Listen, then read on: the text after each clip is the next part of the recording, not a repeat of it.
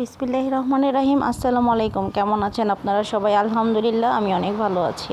আজকে 2026 জানুয়ারি মাস। আমি আজকে চলে গিয়েছিলাম বাণিজ্য মেলায়।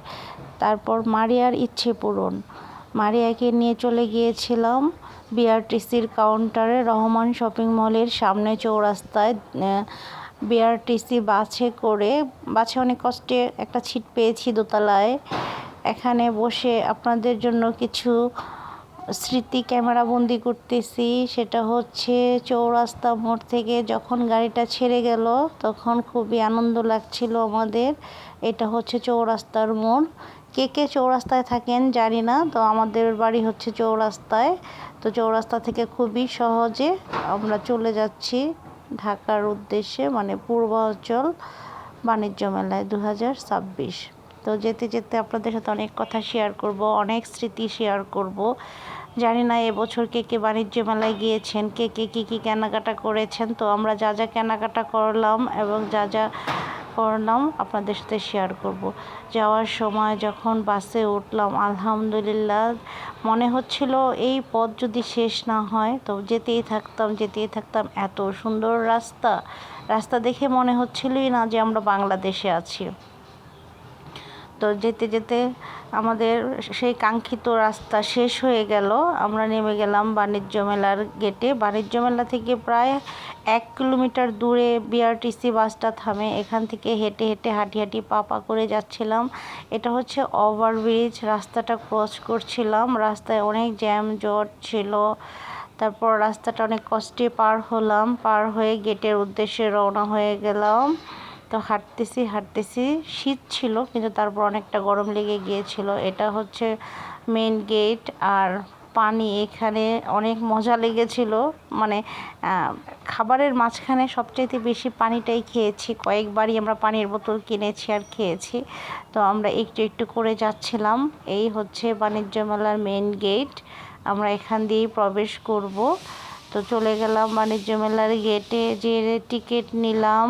টিকিট নিয়ে আমরা ভিতরে প্রবেশ করলাম।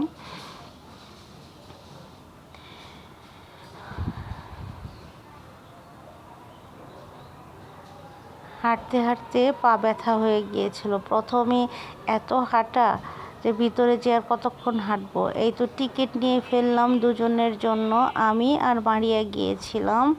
তো এখানে যেয়ে আমরা এখন ভিতরে প্রবেশ করব।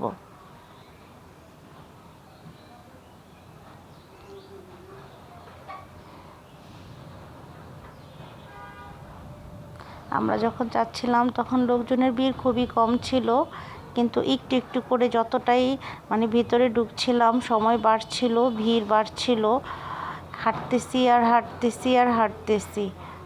হাঁটতে আমরা এখন চলে যাব একদম ভিতরে।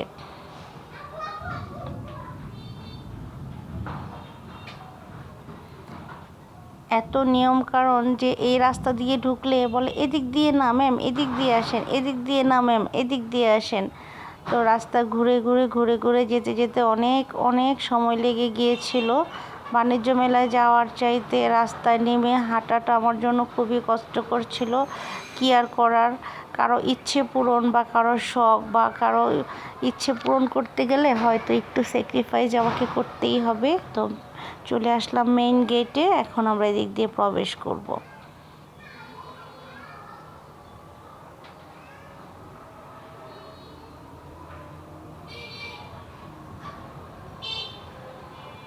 টিকিট কেটে ভিতরে প্রবেশ করে ফেললাম বাণিজ্য মেলায়। ঢাকা আন্তর্জাতিক বাণিজ্য মেলা 2026।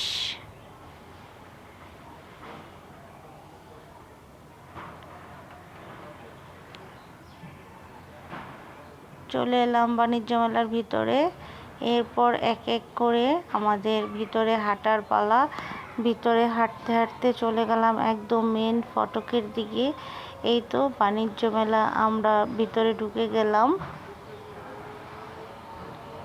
এটা হচ্ছে ভিতরের ফটক।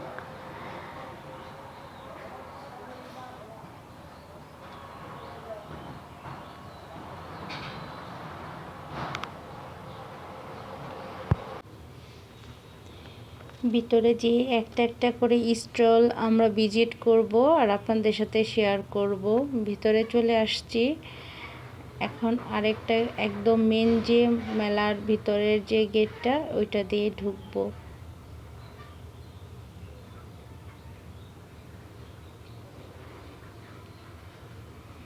এই হচ্ছে সেই কাঙ্ক্ষিত মারিয়া, যার ইচ্ছা পূরণ করার জন্য আমার এত দূর গাজীপুর থেকে পূর্বাঞ্চলে আসা। তো মারিয়াকে নিয়ে মেন ভিতরের ফটকে ঘুরে ঘাড়ি করে অনেক কিছু কেনাকাটা করলাম। মারিয়া তো যে স্টলে যায় ওই স্টলে ওর কিছু না কিছু পছন্দ হয়, ওকে টুকটাক কিছু কেনাকাটা করে দিলাম। কয়েক রকমের আচার কিনলাম। আর এখানে অনেক থ্রি পিস, অনেক শাল, এখানে হচ্ছে অনেক পারফিউম। তো পারফিউমগুলি দেখলাম এবং নিজের ইচ্ছে মতো পারফিউম মিক্সড করে নেওয়া যায়, তো এখান থেকে একটু পারফিউম নিলাম। আর পুরো বাণিজ্য মেলাটা ঘুরে ঘুরে দেখলাম। মারিয়া তো প্রথম আসছে, জীবনের প্রথম বাণিজ্য মেলায় ঢুকে সে তো এদিক সেদিক ঘোরাঘুরি করছে, তাকে তো আর খুঁজেই পাওয়া যাচ্ছে না। বলতেছে যে লাল গালিচাটা আমার খুবই ভালো লাগতেছে। আর সবগুলি স্টল আমরা ভিজিট করেছি একটা একটা করে।